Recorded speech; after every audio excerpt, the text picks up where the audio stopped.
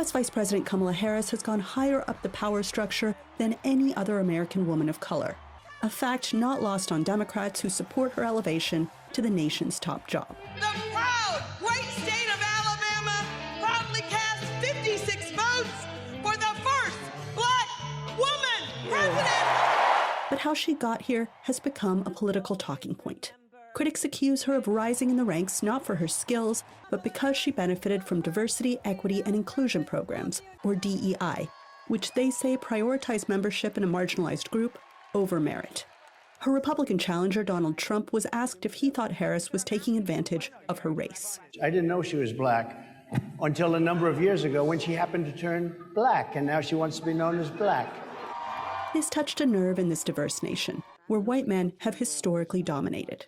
DEI advocates say this needs to change and argue such change will benefit organizations and society. When you have that diversity and you make space for those individuals who have been perhaps marginalized in the past and have initiatives and programs so that they can up-level and be in that particular room, so to speak, it makes a lot of sense to me.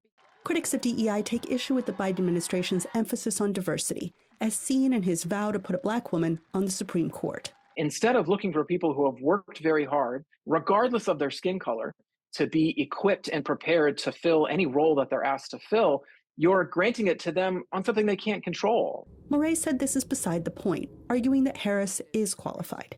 She was a lawyer who was elected to multiple positions in California before she was elected as senator, then as vice president. I take offense to that, to be quite honest, as a woman of color.